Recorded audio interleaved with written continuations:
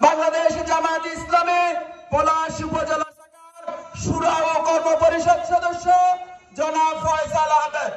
এই পর্যায়ে আপনাদের সামনে বক্তব্য নিয়ে আসছেন জনাব ফয়সাল আহমেদ।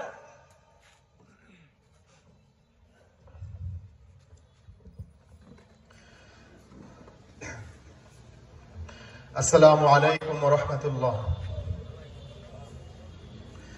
আলহামদুলিল্লাহি রাব্বিল আলামিন ওয়াস সালাতু ওয়াস সালামু আলা সাইয়্যিদিল আশরাফিল আমবিয়া ওয়া আলা আলিহি ওয়া সাহবিহি আজমাইন।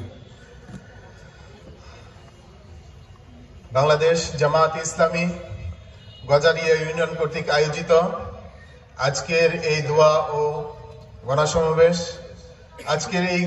গণসমাবেশে সভাপতিত্ব করছেন গজারিয়া ইউনিয়নের সংগ্রামী আমির অধ্যাপক মাওলানা তাজুল ইসলাম ভাই। আজকের এই গণসমাবেশে প্রধান অতিথি হিসেবে উপস্থিত আছেন বাংলাদেশ জামাত ইসলামী কেন্দ্রীয় মজলিস শুরার অন্যতম সদস্য এবং নরসিংদী জেলা শাখার সংগ্রামী সেক্রেটারি, গণমানুষের নেতা মাওলানা আমজাদ হোসেন ভাই।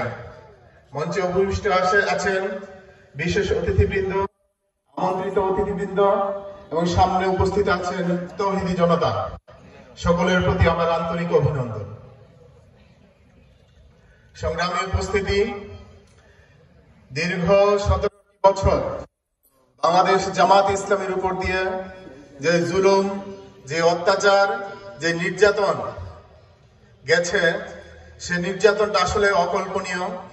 আমরা দেখেছি যারা বাংলাদেশ জামাত ইসলামের সাথে যুক্ত, তার কেউ রাতে ঠিক মতো বাড়িতে ঘুমাতে পারে নাই, তারা কেউ ঠিক মতো খাওয়া দাওয়া করতে পারে নাই।